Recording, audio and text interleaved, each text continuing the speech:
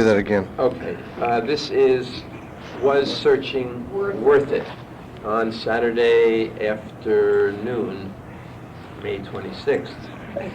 You're better And than I don't me. know where I got that from. At 2:21.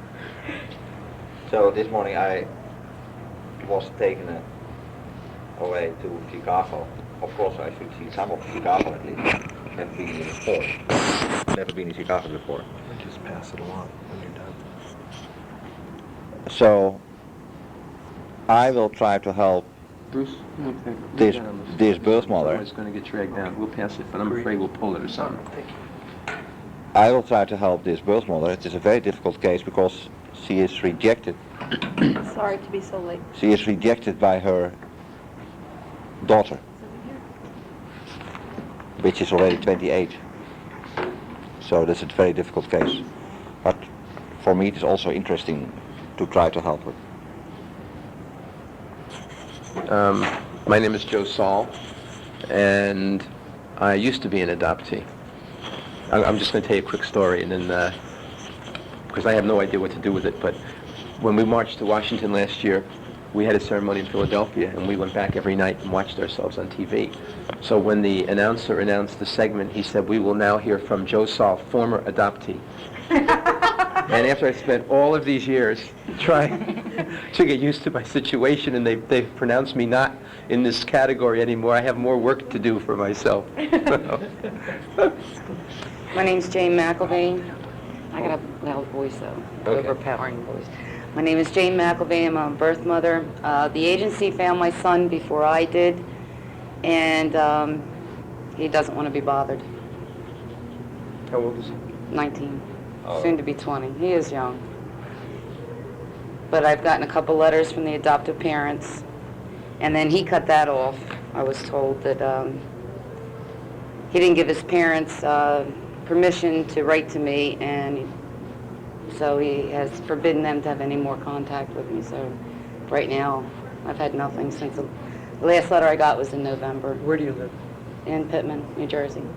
Do you know the adoptive parents open records people? I'm No. sorry, I can't hear you, Joe. The adoptive parents open records group, okay, which is in Hackettstown. Right, which is other Where's end of the state. Pittman? Southern.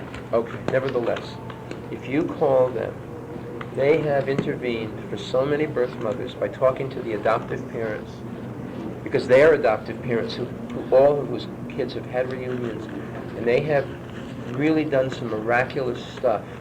And I suggest to you, and I'll help you find them if you want, I suggest to you that you talk to them and see if one of them would be willing to make a phone call or write a letter. I know they'd be willing. You just have Yeah, to well, talk I'm to not, them. I do know where he lives. I go by his house a couple times a month. It's about an hour But to try drive. and get something But connected the for adoptive you. parents are supportive of this, from what I am told. That they, matter of fact, they feel that he's rejecting now because they pushed it too much. Except that you would have a spokesman in these parents, Carol Gustafson and Jane. I mean, they're just wonderful people. They have the facility and the ability to communicate on a level with the knowledge that they have that we, say, I as another birth mother could not do for you. So you avail yourself of the services. That's Oh, what yeah. Joe's Just offering. talk Well, to see, like I them said, and- I know who they are and stuff, but I'm not supposed to. They have no idea, like the letters, That's fine. In you other words, know. here's another opportunity for you. That's what. Just talk to Jane or Carol, and just tell them your story and see if they think they might help. They have done wonders for people all over the eastern coast of the United States with permission of a birth parent calling the adoptive parents Yeah. and introducing themselves as adoptive parents Right. and talking. And, just tell them your story and see if I know it's hard to get that turn on.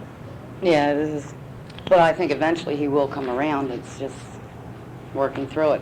But what I've been doing to just, I've been still collecting data. Found somebody that was able to get me his driver's license number. I ran it through a computer because I'm in insurance, and got his driving abstract, which is a mess. Oh, what city are you in, New Jersey? Mhm. So you can get us a driver's license for anybody? I don't know. I had somebody that just did it and swore to God if I ever told anybody, Oh, but they'd it's easy kill to me. do. No, you know why people In say, general. in any place you go, if you meet someone who has a connection to do something, you take that as a resource for the future. That's all I wanted to Yeah, like I said, I don't know. She did it for me, but I Okay. don't, you know. Got it. Have you met your son directly? Or spoken to him directly? No. I've written him letters, that's the extent. And he's written back? No, he has not. His adoptive parents have said that he does not. How do you know that he's received the letters? I don't. That's why I'd like you to and- speak to Jane and You know, and Carol. I like to believe everything they're telling me is the way it is.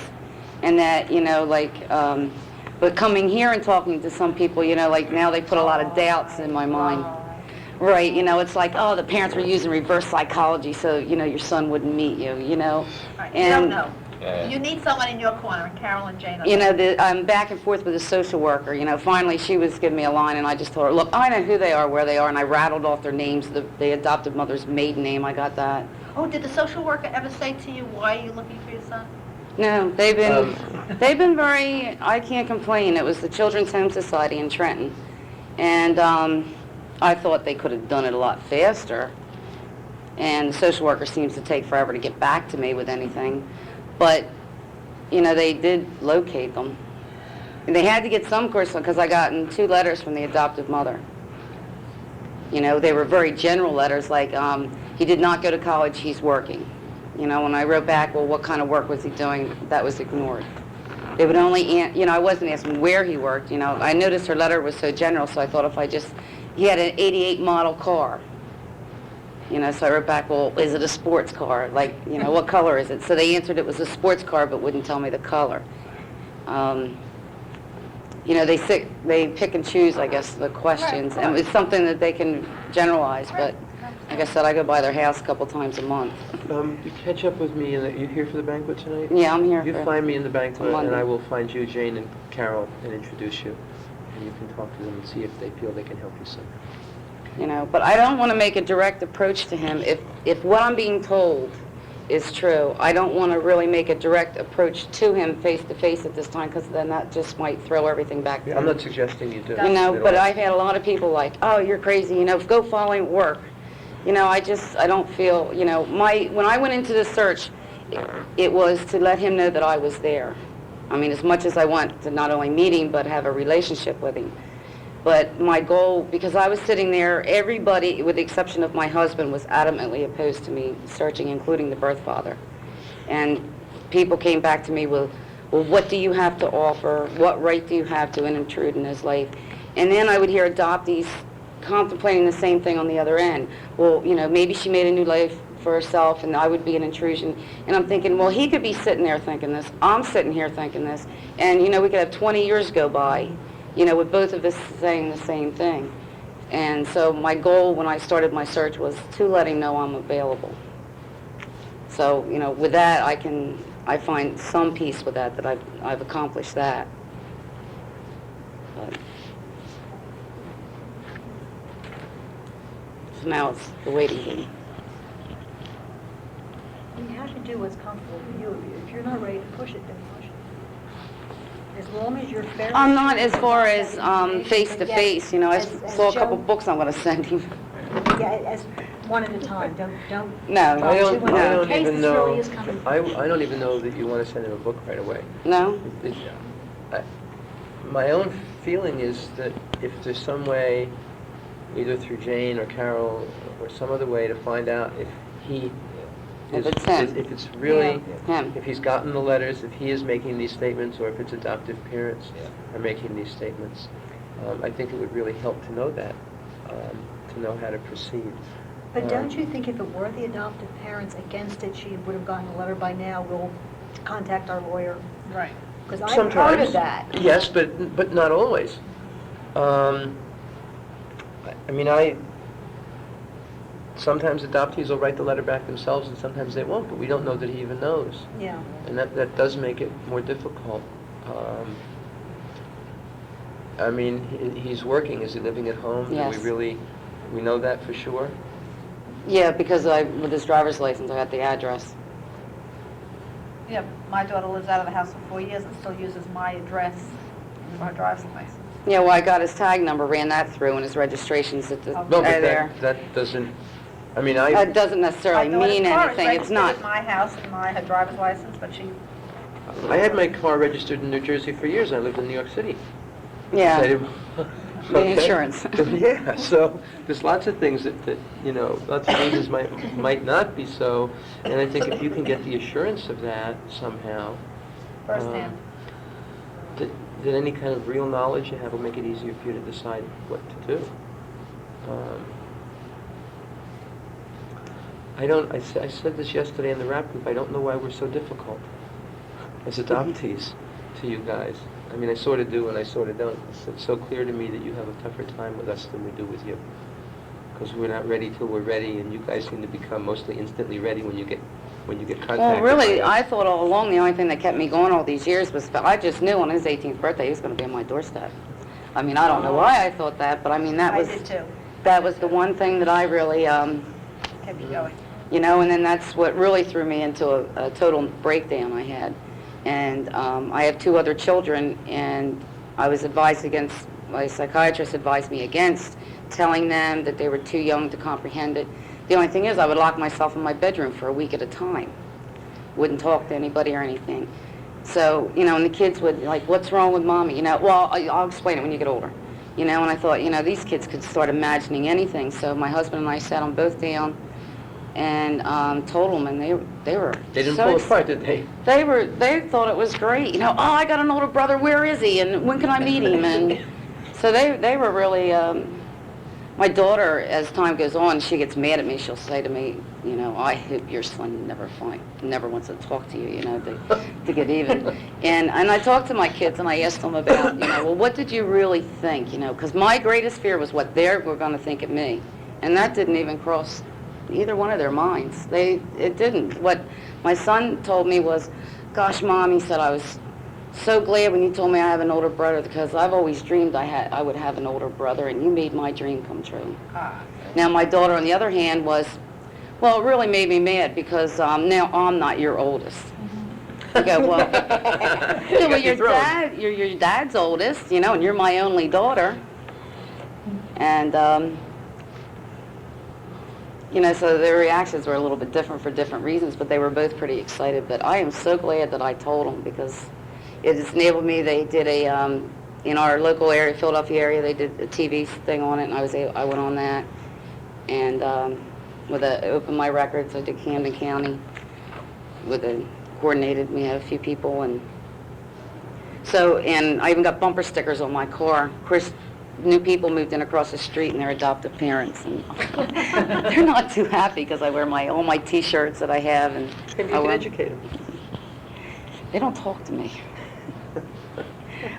Well, do they know you're a birth mother? Or Oh, I'm sure or they think do. you're an adoptee? When I wear, an Origins Birth T-shirt, Mothers Care Forever, or the Yeah. Open Minds, Open Records? and I have that bumper sticker on my car. But Do they tell their children not to play with your children? well, their son that is adopted. They have 2 children. The oldest is adopted. He's 15. He's my daughter's age, and they go to school together. And he's at our house a lot, and Oh. That's wonderful. And she goes across the street, and my daughter, anytime she hears anybody's adopted, she goes up and tells people, hey, my mom's a birth mom, and she searched and found her son, so if you want any help, she said, go talk to my mom. Does the young man from across the street know that you're a birth mother? Kim's told him, but he doesn't, like I said, he's a 15-year-old, and I don't know that he seems Yeah, to but have he's any got the interest. message. That's wonderful. But she tells anybody she hears is adopted, she goes, oh, my mom's a birth mother, and she searched for her son, and she found him, and, my mom can help you, so you want to ever talk, or you want to find out about birth moms, you can go talk to my mom. It's fascinating for me to think about what wonderful stuff it could do from the young man across the street Yeah. to see a real live birth mother. Have a real image of somebody instead I've of all never these thought of that. fantasies of God knows what we have. I That could be really wonderful for I him. can't tell you how many people have come over to me when they met me for the first time when I told my story, and they said, thank you, because now I see a birth mother with a face. And I know that you're a birth mother and it's okay. And I wish you were my birth mother, and all that kind of thing. But they imagine, the person, a street lady. Well, I guess they imagine the opposite way that we do of what our kids grew up to be. But no, I'm not so sure. So you're the only other adoptee in the room than me? I guess so. I don't. For me, what it was a cloud. I couldn't imagine any kind of face because I had no information, and so it wasn't even a personage for me until I met my first birth mother. I didn't expect a monster. I didn't know what I expected. I didn't expect to see a human being as I know one. Maybe a Martian lady. Yeah, Uh, a regular person. because I don't know what I look like since I haven't had a reunion.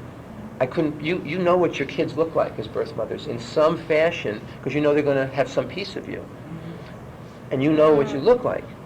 If you're not adopted, you've seen yourself somehow. You've had some connection with your image in the mirror, looking like somebody. I look in the mirror. I say, "Who the hell is that?" It I doesn't. still look in the mirror and think, who the hell's that? And I found everybody. Okay. I don't look like any of them. Wow. But they don't look like each other either, so that's okay. But, You know what I mean, then. Yeah, I do. It's like, who am I? So You know, so and it's. what does she look like? Does she look like me? Or do I look like him? And, you know, it's just, and even meeting other birth mothers, even when I started going to support meetings, it was, like, there were birth mothers there, and I was aware that there was other adoptees and birth mothers there, but it was still, I was still by myself. Like, I was the only one. I mean, it's really, it's hard to describe. It's like, I realize these other people are adoptees, and I'm an adoptee too, but I'm still alone. They're probably much better adjusted than I am, because they probably know who they are, you know. And Sure they do. but it was just, you know, and then after a while, you know, after I got to know some of the people, it was like, well, we all have the same feelings. We all feel the same way. And it's the same for birth moms, too. It's like, we do Yeah. believe we're the only ones that are... Oh, I know I the do. social worker told us, you will forget. right. And I didn't forget. And for 15 years, I thought you were I adopted. thought... She's both. I'm both.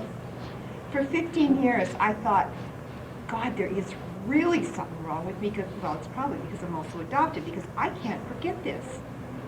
And nobody told me. And It see, was I felt the okay. same way too. Like, You what's know, wrong with me? I didn't forget yeah, this. And they said the pain was all going to go away. And Yeah, you will forget. It just... you I know. did forget whether I got told whether I would forget or not. That's good. Some of I it, a have lot of it I absolutely no forgot. idea what I A was lot told. of it I forgot, but when I, you know, first joined a support group, it's like, you know, like they say when you die, all these things go, your life goes rushing past you. I joined this group and all this stuff. And you know, the same thing happened when I met my daughter. It was, I couldn't believe it. She I looked like you? thought, God, I don't think so. No, mine doesn't look like All me this either. stuff That went was, rushing that by me bothers me. again. I don't know, she doesn't look like me, does she? Karen, my grandson, Mike, Ah. he's almost 6, and he is so cute. He looks, his baby pictures and my baby pictures are, you'd swear they were the same, except mine are black and white and carved in stone, and his are in color. But you'd swear it was the same kid. But she looks more like her father than she does me, which I knew she would, because none of my other kids look like me. So why should she? Nobody looks like me. I have great faith in that. Nobody looks like me either. You're the only man I met that looks like you. See? Do you guys need me to stay here? Or are you comfortable going on as you are? I'm comfortable going on as I am. I'd love to have you stay. Well, about 20 minutes, because I've got stuff I got to do for the banquet tonight, and so. And you can go if No, you need to. no. Yeah. We're fine, Joe, go ahead. Okay. I mean, I love this too. It's just I'm a little conflicted right now because I have other things I should be doing, and as long as you feel that. Go do them. Who's Diane Coates? Thank you. Kneel to the should. She's not here, is that the reason? Joe? Yeah. That's Yes. the reason we're on our supposed to own. be having a rehearsal. We have rehearsal at 4 Where? o'clock, Where? and it will be Atlanta. Atlanta, okay. Show enough. Y'all. Bye. Sherry, have you found your child? I had, he just may come through the door any minute. Ah. He lives in Chicago, he's here. And the topic was it worth it? And I say, yes, it was worth it. And he's not here now, so. He's handsome and has charisma, and he's very bright, very intelligent. But he had a difficult life. He didn't have a father. They were separated when he was 8 months old. And of course, I was married when he was 6 months old, and I would have loved to have raised him, but I had already signed the papers, my husband did say. So that kind of sticks in his throat. And of course, the other night he said to me, "You gave me up to a stranger."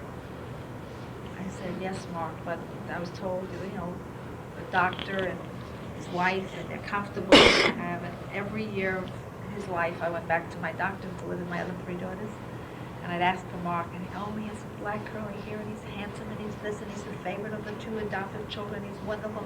And when he was 13, I said, Dr. Schwartz, you're going to a bar mitzvah this weekend.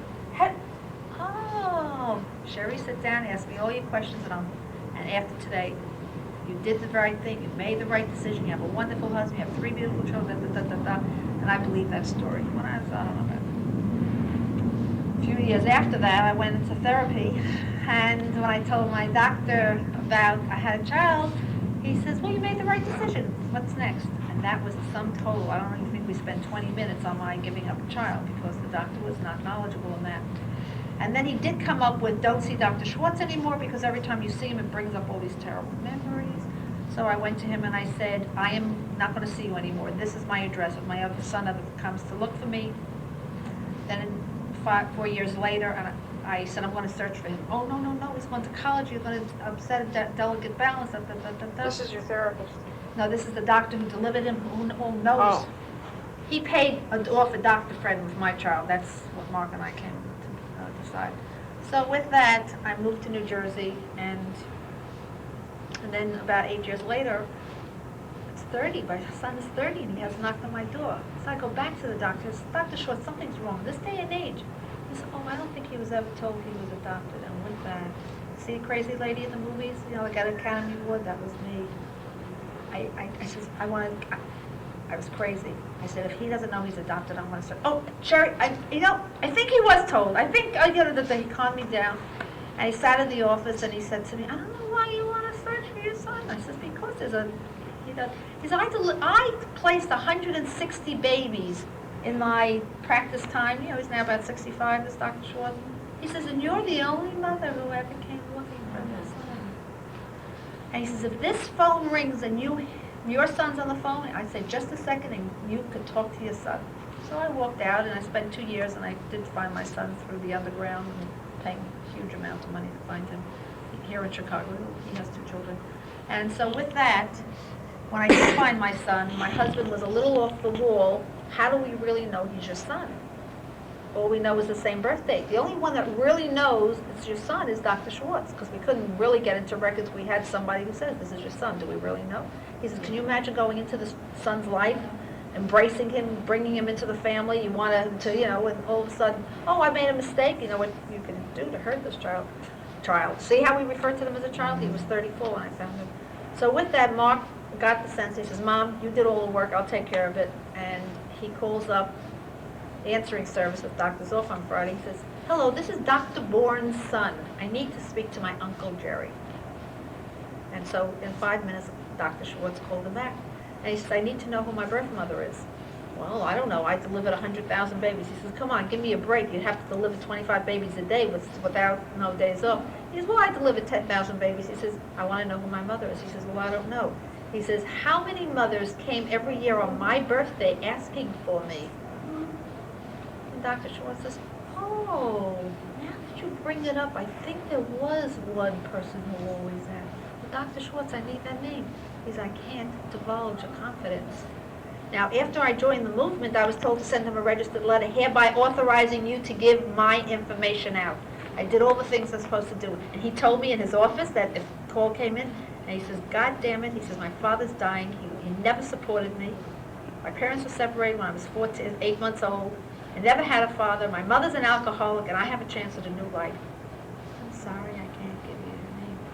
And so he says, if I give you the name, would you tell me? He says, it's my mother, Sherry Froelich.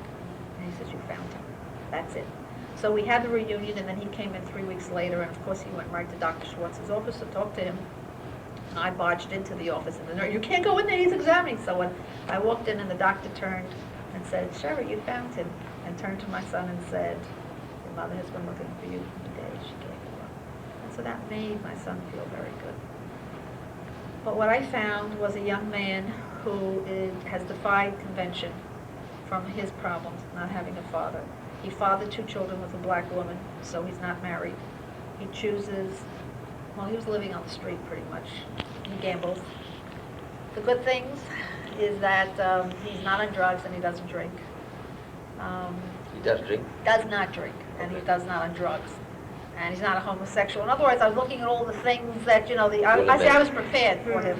I think he's come a long way in the 2 years since I'm part of his life. Ken Watson was a guest speaker last year, as it was this year, and I walked right up to him. And Ken Watson, through Ken's organization, my son got 12 weeks of therapy at no charge. They charge you according to how much you earn, and he earns nothing. But he's supporting himself now. He's lived in a room this whole year, and he's paying for his children to go to daycare, and he's doing all kinds of things. And so there's a big plus. And would I do it again? Yes. I'm sorry in retrospect. Like, if I had to do it all over again, no, I wouldn't have given you up, Mark. That's the truth. It was the right thing for At me to that do. time. I believe at the time. At the time, we had no choice. But at 21 years of age or 25 years of age, like my husband said, if you found him, we could have saved him. Saved him in what way? We could have paid for his college. We could have done a lot of things that his mother could not do for him. So I believed that I didn't have a voice. I believed that I shouldn't have. I believed I made my decision. It was up to him to search for me. I believed all the stories that the world is. So I go around educating anybody who will listen to me, telling my story and saying, I just want you to listen to my story so that you are open to listening and not being judgmental and saying, you have no right. I said, you may still feel that way, and thank you for listening. So that's what I'm doing, is educating. You're educating. Your children are going out, and that's what we have to do, is get the word out. Well, I may verbalize the fact that I think I have a right. Deep down inside, I still don't think I have a right. Why? It's the way we were programmed. Right. Damn social workers. We made our decision to give our children up, so we have no voice. Right, we have no rights at all. I met a woman outside who's a lawyer, and whoever I meet who comes to these meetings who's not a birth mother or an adoptee, I want to give them a hug and a kiss. I said, because you're our voices. And they say, why? We're not, you're just as important. No. Any voice that's not emotionally, see, we're emotionally Right, involved. yeah. Any voice that comes in, like the lady from New Zealand, I mean, she's a blessing. These people have more validity than we do because of our emotions. That's why my agency doesn't know I'm a birth mother. Ah! I say all of us should infiltrate and become our own underground and go in. Are you getting information from people? Don't say it publicly. Wait. We've got a mic on something. Oh, that's right. I'm sorry. Only in the last couple of months have we had practically anybody searching coming through because the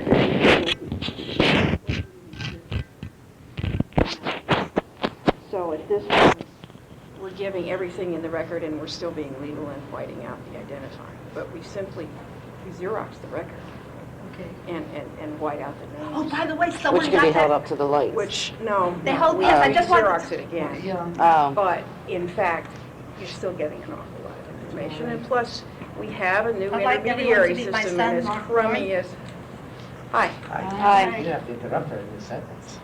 as crummy as intermediary systems are, we're hoping this one will work. Well, my papers that, when I went back to the agency, they asked me if I wanted photocopies or anything, and I said, anything you'll give me. And what I found on one of the papers was 7/30/70, placed for adoption, and had G. Smith on it, which is my son's last name. And I just kept thinking George, because that's the first name that popped in my head with the G, which it did. And then after a while, I got, oh man, there's a lot more G names that start with G. For some reason, it was stuck with George, but George happened to be the name. So when the adoption agency would not give me my son's first name, they said that was identifying. And if I wanted to write him a letter, I could, but I had to give it to the name that I gave him, which I really felt uncomfortable with. And because I didn't want him to think I was living still in the past, you know. And as it turned out, when I had written to him, I said that, you know, I have 2 other children. You have a half-sister, her name is Kimberly. You have and a half-brother, his name is Timothy. And I got the first letter back from the adopted mom. She said, oh, you'll probably be surprised, but we renamed our son Timothy. So now I got 2 Tims and a Kim. Well, it was partly, it was the, as you said, the Xerox paper that, with the non-identifying info that helped me to find my son due to a mistake, because what they did was in one place, she forgot to white out the street address. Yeah. Now, don't you forget some things like that in your agency? We probably, I don't do it, actually, I don't handle them. And because it's such a new issue for the agency, that hasn't been my passion. My passion has been doing really fine birth-parent counseling now. And having a real, and developing and changing the agency policy to doing open adoptions now. So, and my next focus is post-legalization services. So that's my next agenda. Are you permitted to encourage the young women to keep their children? Of course, I'm in charge of the program. Well, I mean, I So think. that feels real good.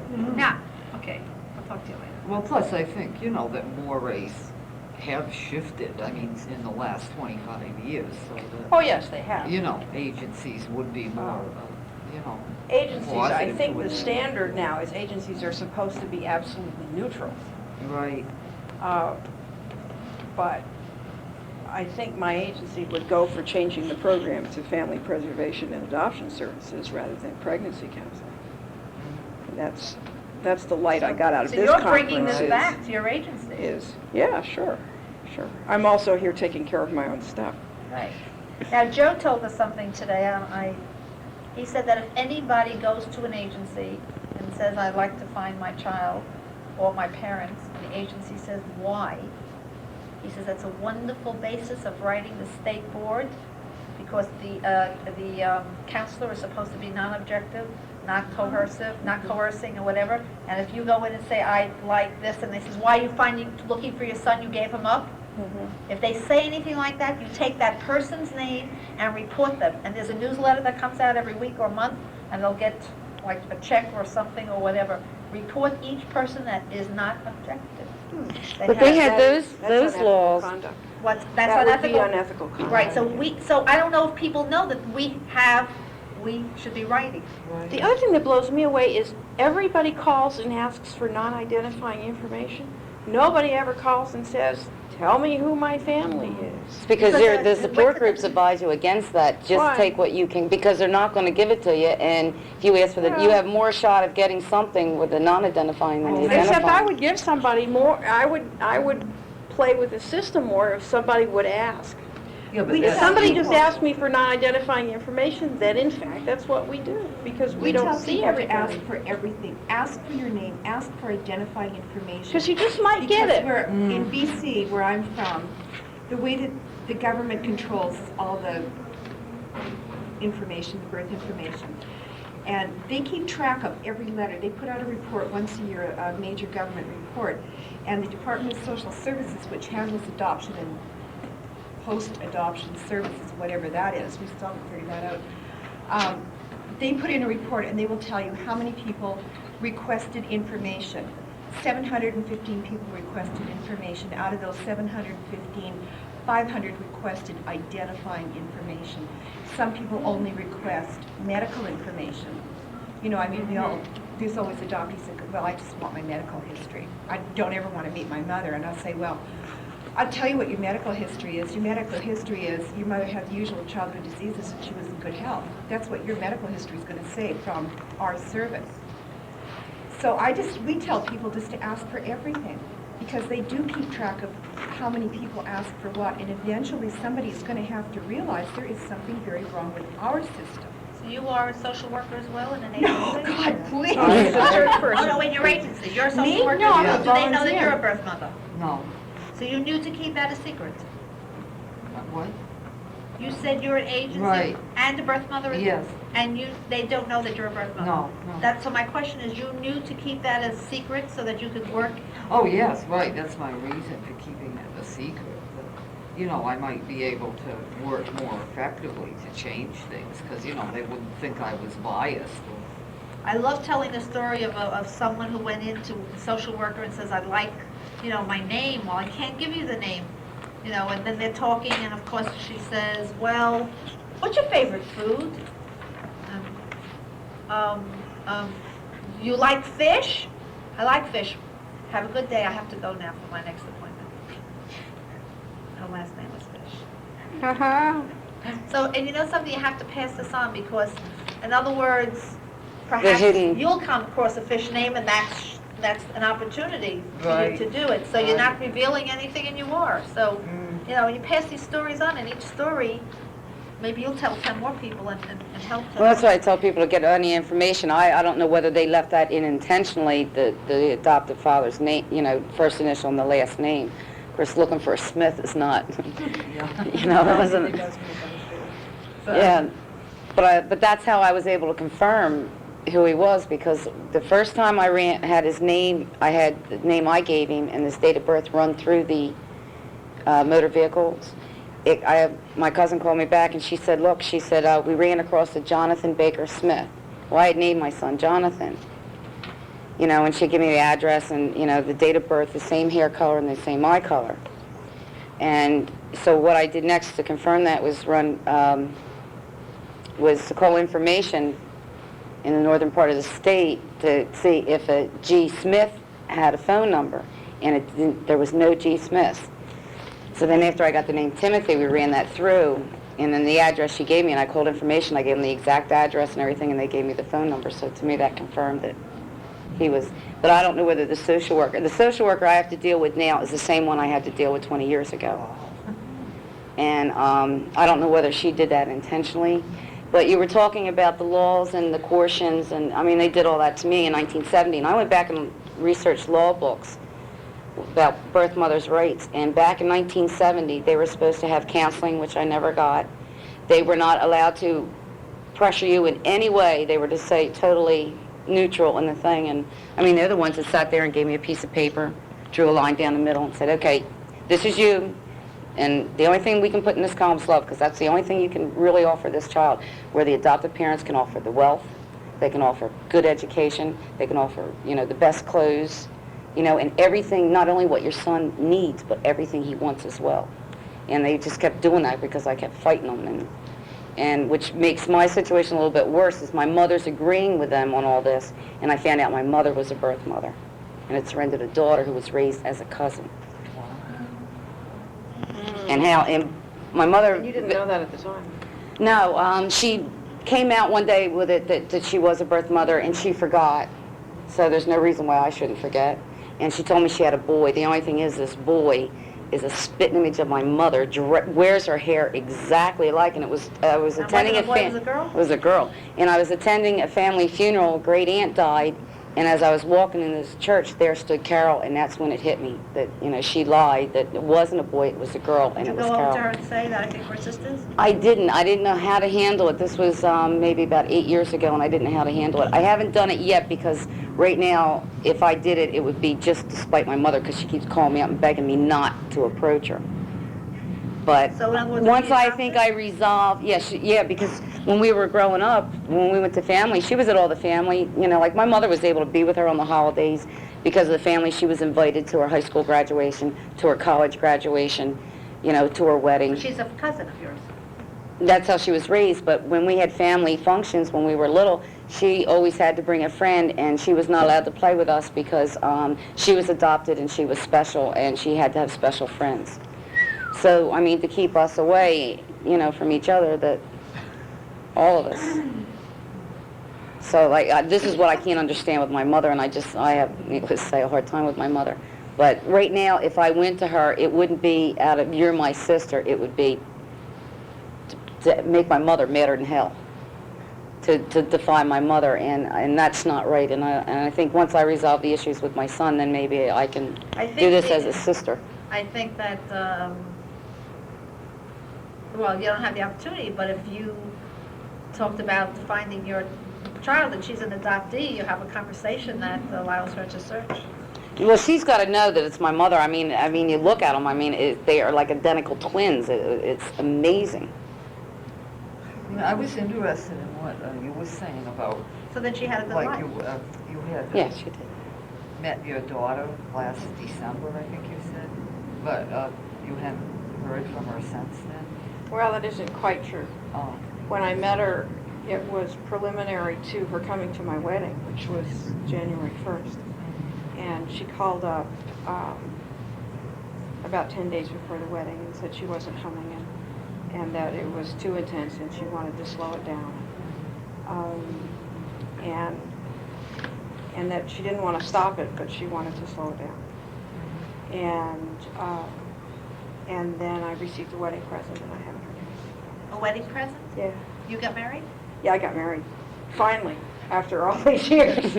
And she sent you a wedding gift? She sent me a wedding gift, yeah. Well, that was It was very wonderful. And it was a nifty, it was a really neat wedding gift in terms of something that, one of the few things we connect on. We're real different. We don't have that sort of automatic, I know you. What did she send you that with? She sent me a paper mache painted cat from South America, and Oh. we both love cats. Uh-huh. That was nice. That was Yeah. nice. No, I just wondered how you felt, or, you know, is there some reason that... Oh, I'm sure I said the wrong thing. Oh, no, I didn't mean that. That's exactly what is going on. is- Oh, right. Well, that's how inside my I'd head, feel, I'm too. sure that I told her one thing about me that I shouldn't have told her, and But I just wondered how you felt about your initiating contact with her again.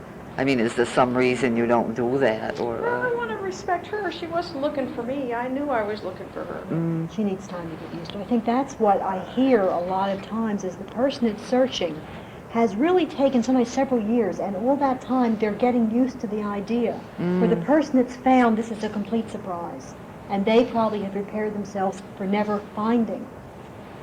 So the other person has to have time to prepare themselves too. That's true. No, well, I was just like, I don't know. I had one question, and this probably doesn't even sound like it's that much of a problem, and yet it is too, but that my son and I have only had one really intense conversation last week. He's very reserved and reticent, you know, well, it's obvious, but I mean, his wife also said that, you know, he doesn't, you know, share his feelings or anything like that much, but I did talk to him once, and of course it was so intense for me that now all I can remember is feeling kind of numb and just rambling on. But I know at one point I did say, well, you know, that, and of course he said he understood that things were different 24 years ago, et cetera, and I said, well, yes, that was true, and, you know, I said that, you know, people change in 20 years, and, you know, possibly, you know, and looking back, maybe I would have done it differently, you know, if I had it to do over, and then he started, and I don't mean, he was very, you know, pleasant, very polite, but, I mean, he started saying, well, something about, well, you know, how good his adoption was and how much he looked like his adopted mother. And, oh, and then he said something, and I mean, I know he meant well, but he said, well, you know, he said on the other hand, like he said, my adopted mother had either 3 miscarriages or 3 stillbirths, and, you know, like you gave her an opportunity to be a mother that she wouldn't have had, you know. But the thing is, when I got to thinking of it afterwards, it's just I wondered if he could have interpreted it that I was, you know, trying to, you know, undo a bad adoption, or, you know, that I was saying, well, you know, that I could have done better by you or something like that. And so now I'm wondering, because everything went very well after that, but I'm just wondering if before I leave, because I'm going to stay with them again overnight, Sunday, you know, if I should just casually say to him,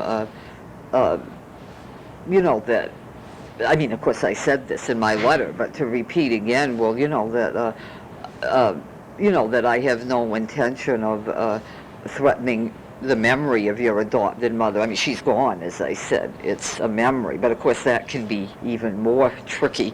But, you know, I said that I want to be part of your life, but I'm very happy that you had a good relationship with your mother and that you loved her, or whether I should just now let well enough alone, you know, and not, I mean, yeah, that's always a big question, but I second guessed for most of the last 5 years. I mean, every time I do something, I don't hear from him for 3 weeks and I go into a panic. I mean, it's nuts. oh, no, I know, we pick every little Yeah. thing apart. I What mean, did that's the do wrong? problem. No. But I have found that when I don't see him that often. So we really, even though it's been 5 years, I probably have not spent more than 2 weeks in his presence. Mm-hmm. And we don't talk on the phone that much. Mm-hmm. So I really count on the letters, and I find I can compose myself and say some of these things that I can't say in person in a letter Yeah, that, well, more that- comfortably, Oh, just to right, make sure that's that a he good understands where point. I'm coming from. I did this especially in the beginning, and I think he did it with me too. There Uh-huh. occasionally, I mean, we have on occasion really talked heart to heart, but at Uh-huh. other times it's been a little bit difficult to get to that point when there's been a year between seeing them.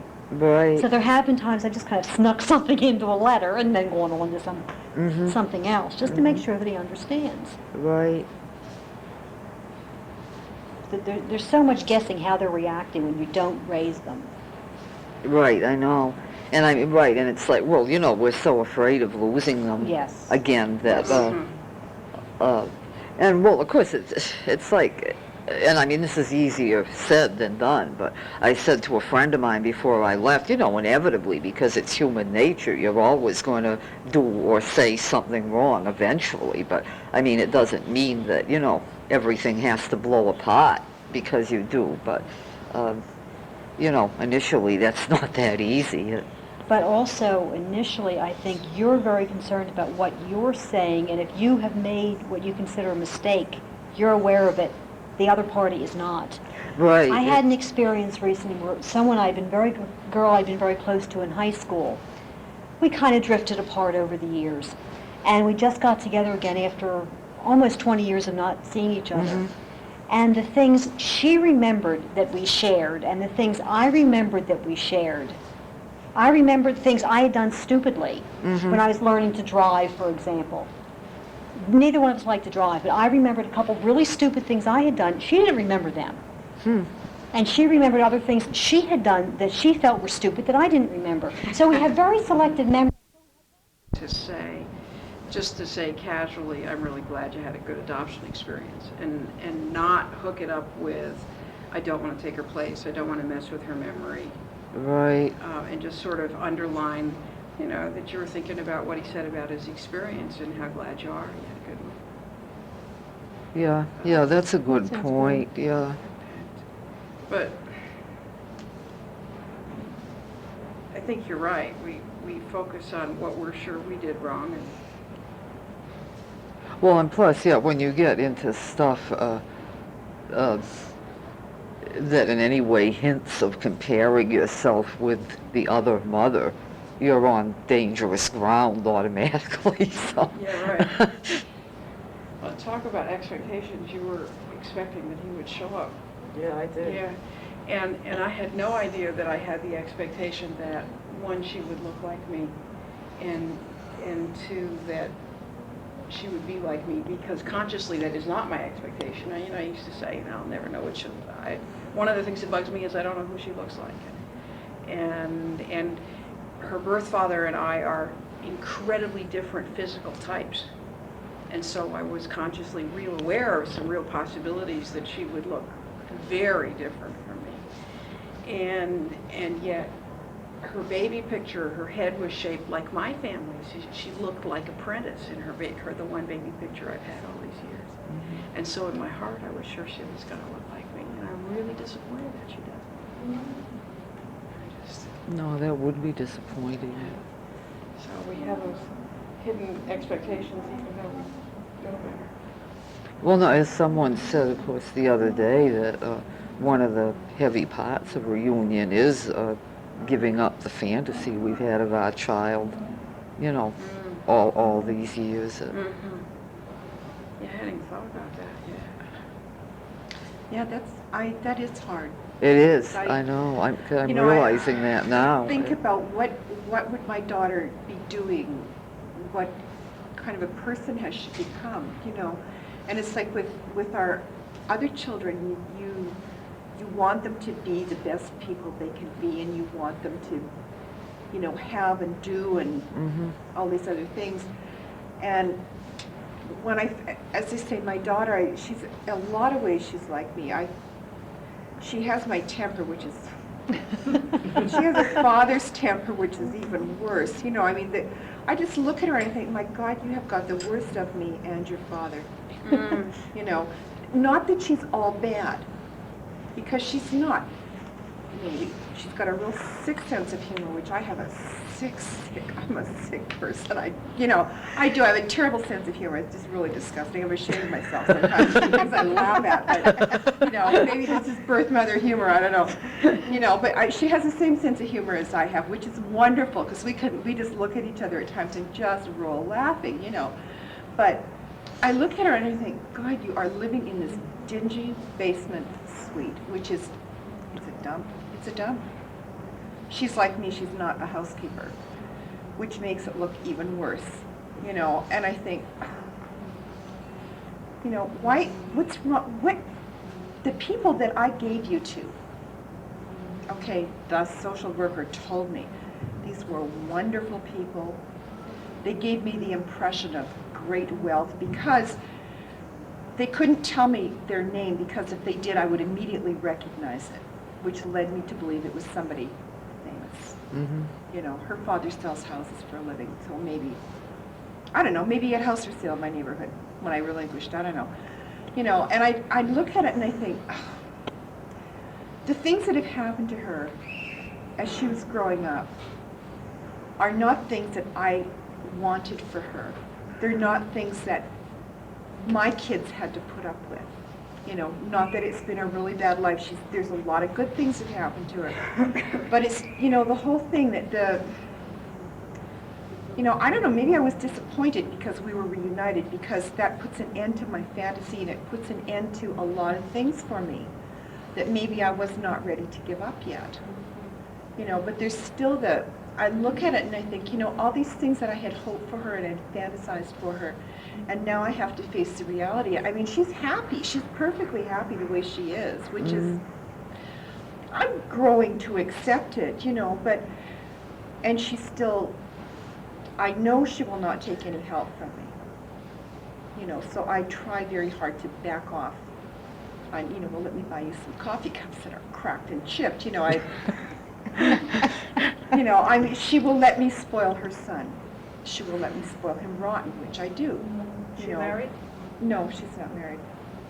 But she won't let me, we go out quite a lot. And the first couple of months, it was, she would not let me buy her breakfast, lunch, or dinner. She just would not let me. And I was talking to Pat Sanders about it one day, and I said, this girl is driving me nuts, and this and that, and the other thing is happening. And Pat said, well, why didn't you just ask her? She said, why won't you let me buy you lunch or whatever it is you're doing? And I thought, well, of course, why, yeah, okay, fine. So I asked her, and she kind of looked at me, and it's like, oh, well, I don't want you to think you owe me anything. I said, I feel I owe you a lot of things, but monetary things are not part of what I think I owe you. I would like to take you out for lunch. I will let you take me out for lunch if you want, but you have to let me take you out for lunch too. So we sort of, well, it's, I don't know how she feels about that really, because it's just sort of one of these things that, okay, we'll let it slide, and she will now let me take her out for whatever it is we're going out for. Sue, are you in birth mom? Pardon me? Are you in birth mom? No. You might want to read it if you haven't. I haven't. Yeah. There's a similar situation. Yeah. But I think, a lot of our situations are so similar. They're a little bit different, but they're all, and it's really, I don't know what to do with a lot of the situations. I am very I'm very free and easy with advice with for everybody else that phones me up. I know exactly how to handle that. Right. But That's for always myself, easy. it's just so frustrating, just to, May I suggest something? I'd like to suggest the possibility of direct communication. We tend to couch our words with, oh, or have a conversation with ourselves. If I say that, she will say that, and so you didn't say anything. No, I don't do that with her. But you see what the advice the person said to you? Ask her. Yeah. So my position in life is, I really like you, and would you like to be my friend? I mean, people don't really go around doing that, but guess what? I do, if that's what I feel. And it's like, do you know how good that would make you feel if I did that? I mean, you may not want to be my friend, but it would still make you feel good. So what I do is I go around making people feel good by being direct and honest. Were you always like that, or was this No. since your search? No, this is a whole new learning for me. I am developing and working. In fact, I'm taking a communication course in 4 weeks. I am really working on communication. That's the essence. That's why we have world wars, because there's no communication. Why you have divorces, because there's no communication. It's really communications and how you deliver it. It's like the kids or your husband will say, there's no milk in the house. Oh, honey, there's no milk. Did you remember to put it on your list? Same message, same thing. One is accusatory and one isn't. So what I'm suggesting to you is open up the possibility of stating how you feel and saying, do you think that's a possibility for us? Actually, we do, because when I first met her, I told her that I was also adopted. And, you know, we talked about a lot of things, and I said, you know, one thing that my birth mother was not with me was honest. And I resented the hell out of it, and I do to this day. You know, I am still angry at her that she could not be fully honest with me. And I told Karen, I said, you know, this is what happened with me. There was things that my birth mother, to this day, will not tell me, which is not. It's nothing major. I mean, I'm obviously surviving without it. And I said, you know, but it makes me mad that she won't tell me. And I'm an adult. I think I'm mature enough to know these things. And I said, you know, I will never do that with you. I have never done that with my other children. I will never do it with you, especially with you. If there's anything you want to know about my life, ask me and I will tell you. Okay, so you have a... You know, and I said, but I would appreciate it if you would also be honest with me. Because, you know, I mean, if we're going to have a relationship, let's base it on honesty for starters. You know, which she agreed with. She thought that was, you know, really, and she has asked me some questions that I really particularly have not wanted to answer, but these are things that are pertinent to her. They're things about her father that I feel she has the right to know. He's deceased, his family, his sister, you know, I talked to her about this and she said, oh my God, don't tell her this, don't tell her that, don't tell her, don't tell her, don't tell her. And I said, you know, what do you want me to do? Do you want me to lie to her? And, well, no, don't lie to her, but just don't tell her these things. And I said, no, I have to tell her because a lot of these things are a matter of public record, and all she has to do is go to the library, and she is not coming back to me and saying, you lied. Because I went to the paper and I found this out, you know. And it was not nearly as bad as I thought it was, telling her some things that had bothered me for a lot of years. You know, it wasn't, telling her relieved me of a lot of it, which has made me feel a lot better. I don't know really how she's, you know, really feeling about this. You know, I said, if you want to talk to me, I'm always here. You know I'm always here, and this is why she phones me 3 times a day, I'm sure. But, you know, it's I just feel that you know, you really have to be honest in a lot of things and try to, you know. You just said to me that you said to her, I'm here if you want to talk to me. Mm-hmm. But then you said, I would like to know how she feels. So perhaps if you said to her, there's something that I really would like to know. I would like to know how you feel, or still feel, or felt when you received this information. You're being direct. Oh, You're saying- we talk about that all the time. Well, but you just said you want to know, and she doesn't answer. No, But well, sometimes she will answer. Other times she will just sort of sit there and smile, and it's like, you know, So then you have to just wait. obviously this is something she doesn't want to tell me, or she doesn't feel comfortable about telling me, or she doesn't know how to tell me. And I can't, you know, there's things that I would just dearly love to know about her, and things that I would dearly love to know how she feels about, and I've asked her.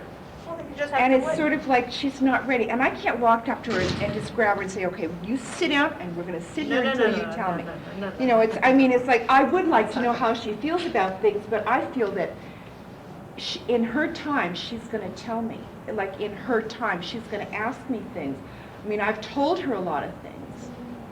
You know, and I said, if there's anything you want to know, ask me. And she has asked me, but Okay, not, So that's it. you know, I mean, so eventually it'll come. You know, I'm sure it'll come. I'm learning. So then I'm missing the issue. I thought Yeah. that you had an issue. No, I but mean, it's- I do. I mean, there's some things I'd like to know how she feels about, but she's not ready to tell me yet. because we do ask. What part of the Your triangle? big issue with her is that Birth she mother. won't get off the phone, Grandmother? right? Birth mother. Yeah. Have you How found? about doing that directly? I have tried, you know, but I sit there and I think, God, if I keep telling her this, you know, maybe she's gonna get the idea that I don't want anything to do with her, and she's, How about saying specifically what you do want? we have sat down, we have done this, Doesn't work. and it doesn't work. You know, what do you think we're gonna get out of this relationship? What do you want out of it? What do I want out of it? We sat and we've talked about it. No, I meant specifically You know. in terms of, I'm happy to talk to you for 15 minutes a day, or an hour a day, or whatever it is you're... Yeah. I know But it's it's driving like, me you know, I crazy, mean, it's it's all just- where I'm coming from. I is- know, it does, I mean, but you've it's gotta like, be- it's settled down a bit. It's settled down like from around How long did your November, reunion? December, since last June. All right, so that's what I It's have no settled problem down about talking every November, day, writing, December. doing- You know, it's settled down finally, and it sort of got down to a dull war where it's once a week. Oh. But if I go away somewhere, like coming to Chicago, Mhm. last week, we're back to the 3 times a day, and she has nothing to say. You know, and I said, Karen, is there something specific that you wanted to talk to me about? No, I just thought I'd phone and see how you are. I said, well, I'm fine. I have to go. I'm really busy. Can I get back to you later today or tomorrow? Oh, yeah, okay. So we hang up, and a couple of hours go by, and the phone rings, and my youngest daughter will say, it's her again. Say, her who? You know, her. Well, my youngest is 11, and she's grown up on my mother as a birth mother. My mother's going to be on TV as a birth mother. she's adoption is not, you know, it's So always big talked for about her. at our house. Well, how far do you have to travel to get here from where you live? Here, halfway across the country. I live on the West Coast. Okay, so, you know, what was going through my mind, and it was something like, is perhaps with the distance you had to travel and you go onto an airplane, that might have put her in a state of panic, that the plane might have Yeah, gone maybe, down. yeah. I've That- thought of that. I've thought of that. You know, No. 'cause I mean, like, before I went on a trip, I'm coming from the opposite, I'm coming from the East Coast, and I sat down and wrote all my funeral arrangements if I would Yeah. crash. Today, if this somebody- time? Huh? This time? Yeah, I do it every time I travel. You know, and if I get in an airplane, plane crashes, there's a body, okay, this is what I want done. If there's not, this is a memorial service, and you're to plate this one, and don't let my mother come. And Did you really write that? oh yeah, I do every time. And then my husband puts in his drawer, and it drives him crazy, but he said that's what makes you feel better than do it. And that's, No, well, I mean, it sounds like Would you she's, put my name down? Like- that she's, I wouldn't on want it. some level, Sorry. is afraid of I didn't losing have- you. Yeah, I think she is. And I you can know, and so understand like that, you said, too. when Yeah. it becomes more intense when you travel a long Yeah, distance. and then when I go back home, it's, you know, I know I'm going to be facing another week of this. Thank God I've got an answering machine. That's all I can say. You know, which is real. But you know, I feel guilty about that. I do. I feel so damn guilty because I wanted this, didn't I? I did. I wanted this reunion, and now I've got it. Well, you know, as they say, be And I- careful what you wish for. You know, so I just, but I see, you know, I go to other conferences and whatnot and listen to other birth mothers talk, and it's, you know, I just sit there and I think, God, what is it I'm looking for? Am I never going to be satisfied? You know, am I You never always gonna want be more or happy? less than what you've got. Yeah, I that's know, true. because I look That's at other true. birth moms and they'll say, you know, I see my daughter, she won't talk to me, but I drive by where she works or where she lives or whatever, and, you know, the you only... were complaining for The only excessive physical contact. contact I've had with her is the first time I met her, she touched my arm, you know. And I'm sitting there and I'm going, oh, take mine. I'll take yours for a while. You have mine and see what it's like, you know. Your comment, though, lets me know that sounds like every parent I ever knew with That's adult right. children Yeah. is they always want more or less than what they've Yeah, got. yeah. But see, I have no other children, so I have no method of comparison. I don't either, Like- but No, I I don't hear either. people That's talking about their interesting. kids. Could we touch on that? What? I'm always amazed at the women I meet who have never had any other children. Do you feel in any way it's having to relinquish the first child, that in any way? I was prevented you? unable to comfortably establish relationships with males because I did not know how I would cope with the idea of telling someone I had had an illegitimate child. I mean, I had a red letter A on my forehead for years. They made me read that book when I was in the home. Oh, gee. Scarlet Letter. Oh, that's incredible. I didn't mean to interrupt you. No, I don't blame you, I would have All right, interrupted so you then that having too. the child did impact the rest of your life. Sure. I'm sorry, I take that back. It impacted all of our Oh, life. yeah. But in a negative way. Yeah. That it didn't allow you to proceed on with a life as we quote With, would say. with a marriage and Right. that. Did that also affect you? Yeah, I made bunches of decisions ostensibly not connected with that, but which basically prevented me from having any other children. You see it the same at home. Quite a few birth mothers don't get more children. No, it's supposed to be a You see it common most of the time, I've phenomenon. seen it a lot. Yeah, it blows my mind every time I see that because A lot don't get married, Mm-hmm. a lot don't get more children. Quite a few get married, but they're forced again, but that's what Yeah. happens. No, I'm sure that we, Yeah, I All- didn't get married and I do didn't you have other children? no, Oh, you also? Yeah, Same situation? You right. were married, yes, but you never? but I had- never had other children. So would it be too personal to ask that you could not conceive? Or you chose not to? I think, well, I think, yeah, I kind of chose not to, but, Okay, so I mean, then- I'm sure, but still, I think, you know, as you were saying, that even if it's not clear at the time, we all make decisions afterwards that somehow go back to that, even if only indirectly, you know, I think it has an influence on stuff like that, you know, forever, or, No, I think, maybe someday I'll do a research paper, because any one of us that gets, every time I meet women who've not had, I then go back and ask, like the father of Mark wanted to marry me, so that I had a comfort zone, it was my choice not to, and of course that blows his mind, that if I had married his father, you know, so that's another whole issue, but so that I was able to then go on and have, you know, 3 more children and marry and everything Yeah, else. well, mine wasn't connected to the father. I mean, one of the things that's difficult for me at these things is I want to yell defense of birth fathers. Oh, My I'm birth not, father I'm not was- saying anything against the birth father. My- This was me Mark's not father wanting wanted to to meet raise other him. men. Mark's father wanted to raise him. So His did- mother yeah. asked to raise him, and you know what I did? The worst thing any person could do. what? I told him your child died in childbirth. And That's that's, been hard to live with. and that's difficult. That, I didn't realize, see, I was protecting my son from this Italian father who I know today, when he looks at him, because he's one face with him, would welcome him. I know that his father would welcome him, but he doesn't know he exists. The grandmother, Conchetta, she says, Sherry, let me raise the baby. And I thought that giving him to a Jewish home with a wonderful doctor who, Still doesn't know that he exists? oh, It does no, he not. still doesn't know. He still doesn't know? No. Our union's only been 2 years, so there's still a lot of work. But I said Are you it going to tell him? when Mark is ready to find him. That's the work he has to do, but I have to be the intermediary. But I also know if Mark knocks on the door, he has to do it not when his wife is around, because we don't, you know. I just know that Sal will look at him, and all he has to say is, my mother is Sherry Froelich. And I just know he'll put his arms around him and everything else. So that's something that I have to live with and did. You were so young. You were 16. 16. 16. But so, well, you know, I mean, maybe I'm getting too personal, but, I mean, so you chose not to marry his father just because you didn't think it would work out, or you were too young, or? I was 16. He was not of my faith. My family gave me free choice, but I now realize Then this how will- much choice really was it? Well, my mother and father wouldn't have anything to do with me. My sisters and my brothers, and they're all 15, 18 years older than I, all said, you make your decision and we'll support you.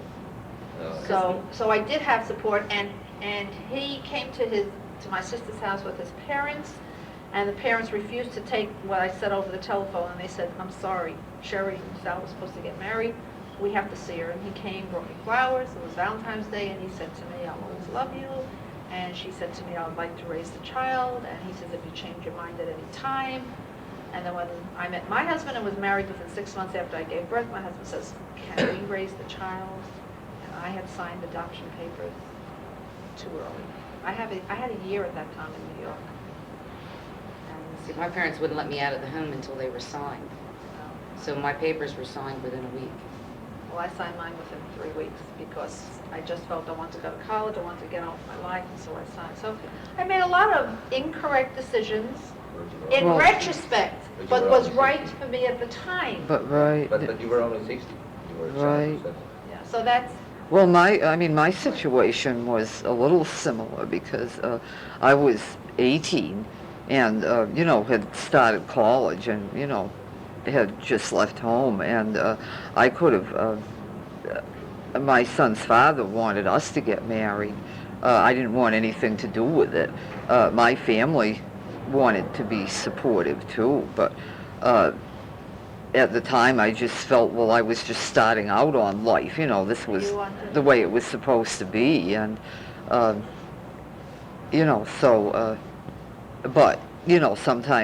sometimes now I feel even more guilty, because I know there were other things I could have done, but of course, still you could say, at the time I did what I thought was the best thing, truth but, of the matter is we rationalize all our decisions in life. right, We rationalize everything. Well, and the truth of the matter is, we really make the best decision we can, given the information we have at any given moment in time. right, And I cringe when you say to her, you were so young, because it implies if we were older, we would be wiser. And that's not No. necessarily true. No, but when you are 16, you have a different view of life than when you Right. are 23.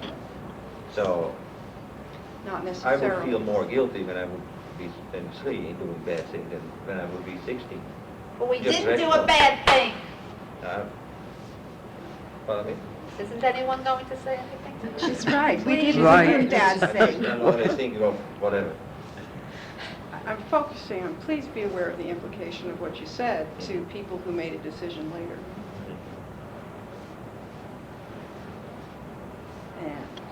And I guess right, yeah, I simply, the best I can say is I made the best decision I could at that moment in time.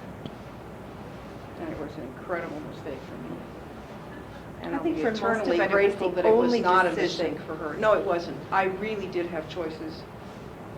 I was not pressured into it by anyone. I had good counseling. I didn't have the kind of counseling I give now because nobody pushed me to look at, well, do you know about this alternative? I mean, nobody Right. offered me any alternatives, but I had good, quote, unbiased counseling, and it really was. I was not conned, I was not lied to. Even the thing I'm still mad at the agency about, I was told the truth about. And I have to assume responsibility for that decision. I made it. no, well, it really helps me, though, to hear you say that, because I feel the same way about myself. And I mean, obviously, I'm not saying things were different for other people, but it's at other times, like at this conference, and I've tried to say things like that, and it's like, not everyone, but a lot of people don't want to hear that.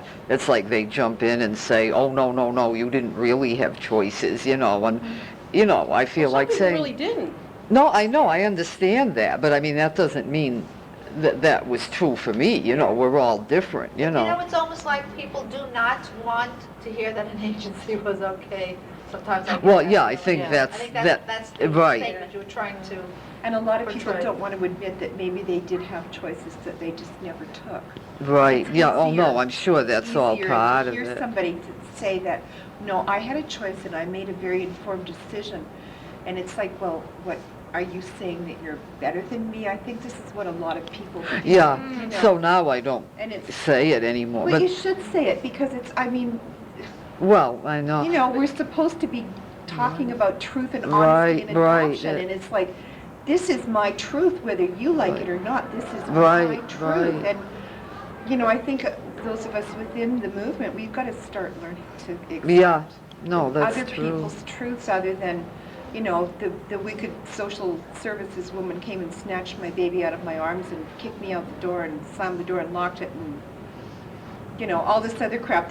I'm sure this happened to a lot of people. Oh, yeah, no, I have no doubt of it. But it's just, there are other stories. Right, well, other that's all than I'm this trying to terrible say, doom and that, gloom, and it's just, I think people that did have a choice, You know, I think you should be able to stand up and say, and be proud and say, no, I made this choice, whether I'm happy or unhappy with my decision, that's, Right. you know, but I did this, you know, because I think we have to realize that it's all our stories are the same, but they're still all different. Right. You know, and you shouldn't have to hide, you know, how you feel or how you think or what you did or didn't, you know. But when I speak of Holland, the situation of Holland, then I have to say that the culture of relinquishment has vanished. For instance, in Holland, only 40 to 50 children are relinquished on a number of inhabitants of 14.5 million. And that has decreased a lot in America, but you did relinquish a child in a rather different culture. So it was not only the situation in which you did it, it was the whole atmosphere around it in society. And that is very important. The whole situation around it was pro-relinquishment, let me say it superficially. It was pro-relinquishment. Now, when I speak about my country, it is against relinquishment. And it was more or less neutral before that. It was not really pro, but some agencies were pro and some others were against it. But I have the feeling that in America, still the situation is too much pro. But because still many children are relinquished, as far as I know. Many more per million of inhabitants than in Holland. Many more. Perhaps 20 times more. So There's there's, still a social stigma with it attached to it It today. is. I mean, it's not like what it was when I had No. my son, or probably mine wasn't quite as bad as what it was, you know, when you had yours children. But there's still a social stigma Yeah, even today. attached On- to that, you know, and I on think that's what relinquishment makes Attached to it, relinquishing or? Or to what? to just being 16 and pregnant, or, you know, just being unmarried and pregnant. In Now, some parts, but I think in some other places, there's a reverse social stigma. And there's a reverse social stigma against adoption. Yeah. However, there's not the support for parenting. Yeah, that's Right. what's And, missing. and that one really blows my mind, because we don't really help people parent, and yet youngsters are being socially forced into parenting. And so they're just out there dangling their kids, which is even worse. There should be classes when children are 12 years of age, how to be a parent. Let's start with contraception first. Yeah, that How about contraception in the water supply? is, but that is done in Holland. There is In the water supply? No, I was just talking about contraception. There is a lot of, Mexico, don't drink the water. That wasn't out of But we- context. we have at school courses on sexuality when the children are exactly 11, 12, 13. And that's what you need. And they know what it is to take precautions. They learn it. They learn it at school. What's the adolescent pregnancy rate? Much less than, I don't know, but it is much less. It is Much not, less not, than here. it's no problem at all, in fact. Well, the school system, And abortion is not illegal.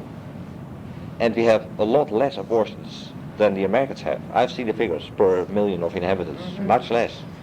But that is due to education at school. So where you should fight for is to have changed education at school. now our school system starts sex education in kindergarten, our system. Good for But, us. But kindergarten you know, doesn't they mean start anything. with, you know, like with animals and flowers and trees. And Yeah. I mean, the program, you know, eventually it goes up to, you know, by 6th grade, my daughter brought home a paper to watch a baby be born. Yeah, but In do they 6th tell them grade, when about I was in high contraception? school, it was forbidden. But they're not teaching them contraception. They may be teaching them about. Now, I might on the high school level, that I'm not too sure, because my daughter's just a freshman in High school is too late. So but, what I heard is that But yet, but many the schools, they pregnancy don't. rate's no, it In many doesn't seem schools, to they be don't. anything. They don't. That Depends is on what I the heard. system. That's what I heard. In many schools in America, they don't. And that's very bad. And another thing is that I only talk about my country again. The grandparents have a lot to say. But the culture is now that the grandparents want to have their child. And that they will be very ashamed to get rid of that child somehow, for relinquishment or whatever.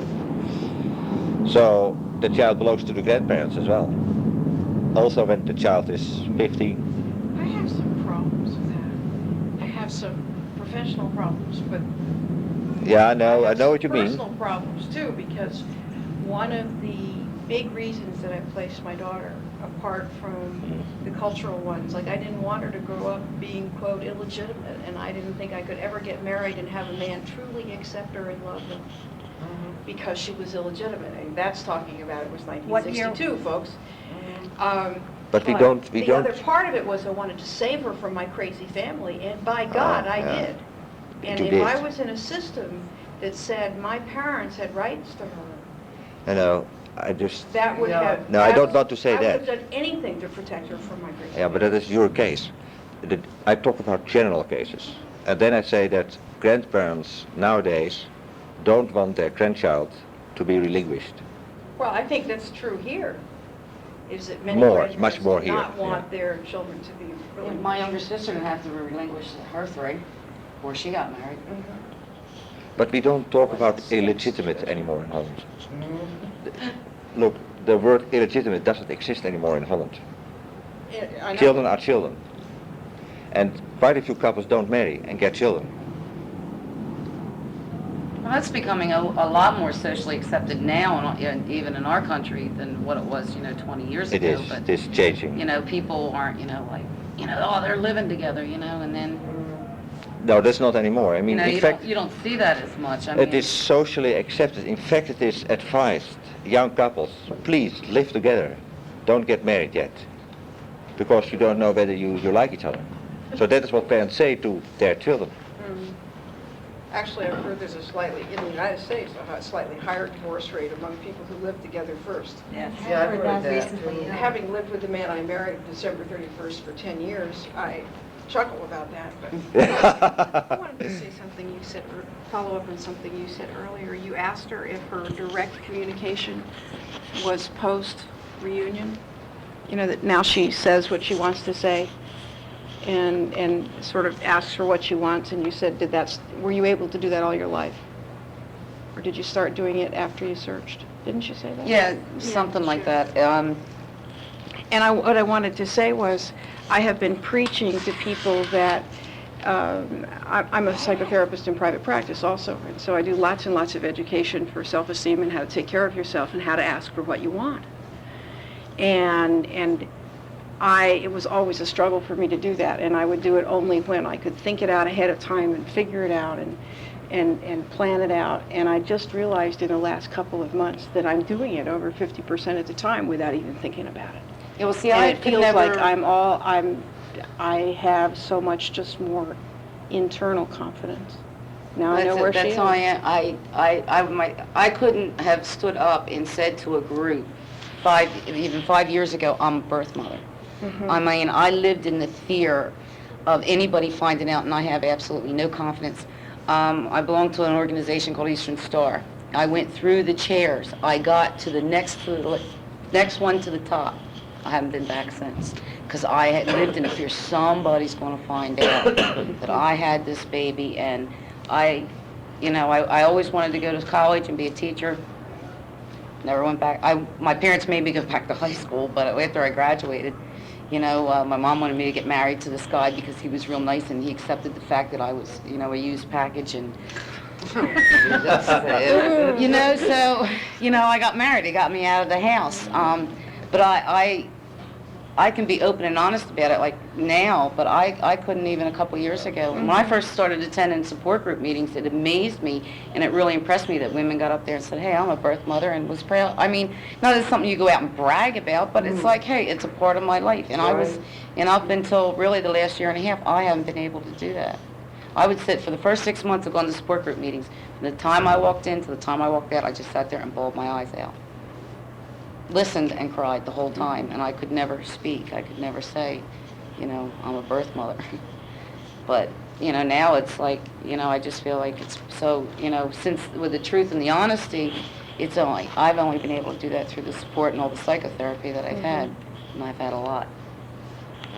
Yeah, I've had lots and lots of fear. But for years, I kept up. For 17 years, I never mentioned it, and I lived in a great fear that somebody was going to find I this didn't out. change jobs for 15 years because I was sure someone was going to find out about that month I didn't work. I mean, that's nuts. Oh, gosh. Yeah. I've never been that's able to hold on sad. to a job. I had a very supportive 4 boss, years. luckily. I'm very Victorian, but she let me continue working. I did partly at home and partly at the office, but there was a period of maybe 2 or 3 weeks I didn't go into the office at all. I mean, that was that close to term. But I didn't change jobs. I mean, I was afraid to meet men because I'd have to, well, how do you answer the question? How many children do you have? None or one, I know. I know, I used mean, to, that my whole- answer, my husband and I have 2 is the way I have always answered it. Now I say I have 3, and they go, wait a minute, I thought you and Al only had 2. I go, well, I had a son that, that's not Al's. Is there a I difference still between- say I've never raised a child. You still say that. That's how no, I always said Al and I have 2, or my husband and I Well, have you 2. did not raise a child. That's Gave correct. birth to a child. That's the honest truth, but Right. it's You didn't it's lie. that See, I same always kind of felt way of uncomfortable with finding that. the honest answer, You lie but by without omission. telling the truth. You lie by Right. omission. I avoided the Exactly. situation so I wouldn't have to answer. Mhm. You start to say something. Yes, I have 2 questions for Carol. After, say, 2 or 3 years, 4 or 5 years even, since you kept the same job for so many years, couldn't you separate the time that had passed, what had happened in your life, with the reality of that this connection really logically couldn't be made after so many years? My own mind and the way society was then, illegitimacy, bastardy, unwed motherhood. I mean, I still carry that shame within me, even though I can speak out now at groups. And my current employer knows. I mean, I posted a sign about the open records day in the kitchen. But even up to 5 years ago, when I found my son, I couldn't talk about it. I couldn't think about it. You still feel some shame today then? Yes, there is still some little part of me that goes, tisk, tisk, tisk, you did a bad thing. A lot of that has to do, I think, with the way you were, Yeah, with the To way we're society. conditioned. Did you go to a home, or you continued to work, you said? I continued to work. I investigated homes. I couldn't stand that concept. I moved from where I was living, where people would see me. I moved into Center City, Philadelphia, where I would not see anybody on a regular basis once I got big enough. I had a small support group at the office, a couple women that I worked with, and my mother. They're the only people that knew. And the birth father. I mean, he did not leave me. I'm not saying that. I'm not complaining about him. His situation was we could not get married. I mean, he was very supportive as well. But there's that, I was caught. I mean, that's it. We got caught. We didn't do a bad thing. Other people did the same damn thing. They just didn't get caught. Right. When you were asked the question today, do you have any children, how do you respond? I say one. Yeah, What did you say 5 years ago? Usually I would say none. Yeah, me I've never been married or, something along those lines. Sometimes I'd say I was You, like, never skirt been the married. issue Yeah, skirt without the issue. answering it. Or if I had to literally, fill out an application form or something or other, the answer would be 0. But now I have a child. I have a son. I have a 23-year-old son. And sometimes I'll go on to explain he doesn't live with me depending upon the circumstances. Well, see, Sometimes I say too much. I mean, well, I think, it's like, I'm old enough, but of course, again, this, shows that old baggage dies hard, because why should I, but now, like, I'm old enough, I can say, well, yes, I have a son by a prior marriage, but, I mean, talk about not Prior marriage. being able to be honest about it. How about Yeah. prior to my marriage with my present husband, I had a child? Yeah, that's. And then because that would be- you're centered in truth Uh-huh. without creating another lie. You see, Right, because you get caught up in it, and something that becomes your own integrity, your own self, your No, own. I You're know, doing it to is- yourself. You're not doing to anyone else no, but I yourself. know, you're doing, right, it's not. But you know something, you have to find how to do it. Perhaps that could be an answer for you. Yeah, that's a good point. I still feel uncomfortable. Every time I say that, I feel like I'm denying her. And yet, I've really thought through the issue of how much power will I lose if I'm public in the community, and then that's the decision I made. You've searched for the child. Yeah, I found You it. found the child. Mhm. You have a certain amount of peace and contentedness with what you've done and where you are today. Yeah. Yeah.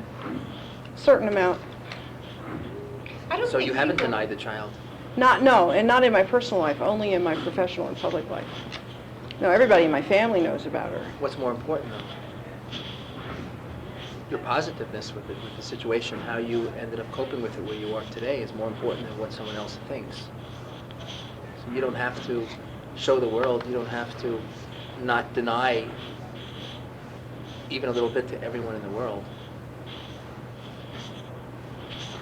Yeah, but her job, I Thank think, you. your But job. I think you're supporting my decision. Is that what you're saying? Which way are you going? No, I didn't get that. Yes. Oh, you were? Yeah, that's what I Oh, was okay, saying, I thought yeah. he was saying. That I don't have to tell everybody. Oh, yeah, but It's a it's, private Yeah, life. yeah, yeah. Private life. Thank you.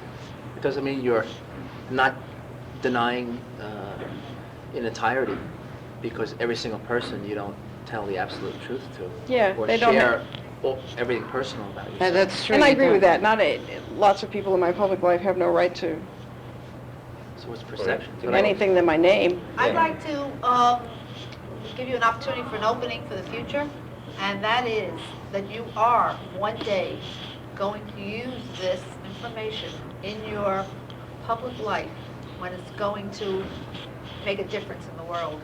Oh, well, that's true, because I almost did last fall. And you're going to. I just know it, because you yeah. have, No, I know I you have will. the power, you have the presence. What's the worst that could happen? I mean, you're a psychotherapist, I don't have to tell you the things, but maybe hearing it from someone else, a layperson. What's the worst could happen if you came public? Oh, the worst thing that could happen is I'd lose my power in my agency, and they would stop listening to me when I tell them they have to change. Okay, so then right. that's a very important reason, because you are more powerful to keep this not public. But in the future, there is going to come a day that you are going to use it. Oh, yeah, no, and I know you're right, because there almost was a day last fall, and I made the decision to use it if I had to. Right. Because I was called to testify on behalf of a birth mother in our community that had been pressured to place. Okay. And I was afraid the opposition attorney would ask that question in court.